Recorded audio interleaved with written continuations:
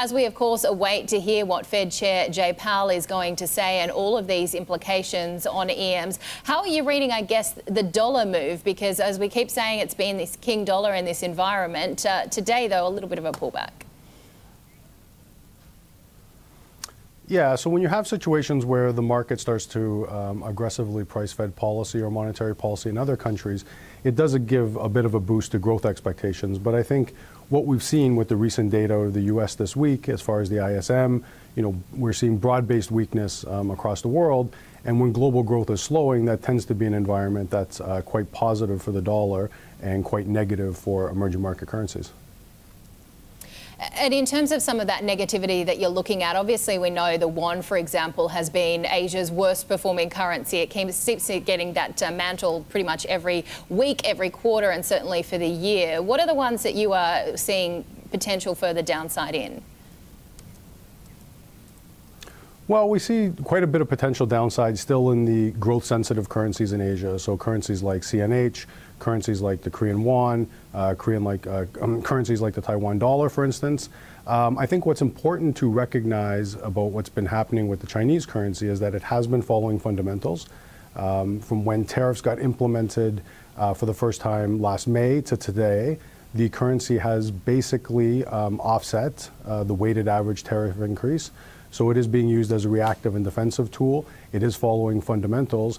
And that also has implications for what happens going forward, in the sense that if tariffs go up in October, if the new tranche is applied in December, that would mean dollar China could possibly be as high as 750 by the end of the year.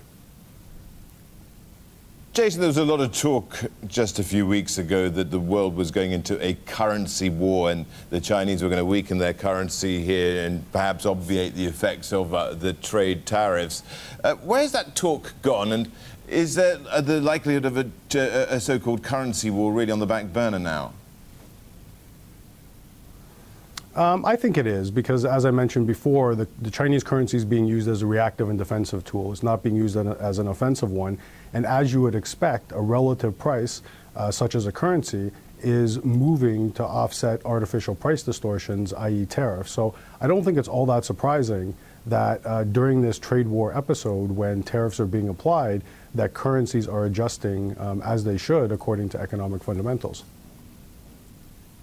So the thing is, where do we go from here? Are there any lines in the sand, and what would cause a further, of course, the depreciation for the Chinese currency? Of course, the obvious would be a deepening in the trade war, but surely fundamentals for the economy are going to be playing a big part as well. Yes, the fundamentals are playing a big part. So the current account is becoming less large. It's moving into possibly a deficit, and China seems pretty committed to the economy slowing on a very moderate basis as they continue to pursue deleveraging. So if we're going from where we are now in Chinese growth to possibly 5.5% 1 year from now, then the fundamentals for the Chinese currency are not all that attractive. Jason, it's interesting to see some of your calls. I mentioned earlier the Yuan and the weakness we've seen there, but that's against the US dollar. You're looking at a different pair, the yen versus the Yuan. Tell us how you see this into play, particularly as we, I guess, look ahead to these talks in Pyongyang between Washington and the North Korean side, and the implications, of course, that's going to have on safe havens like the yen and, of course, the Korean won.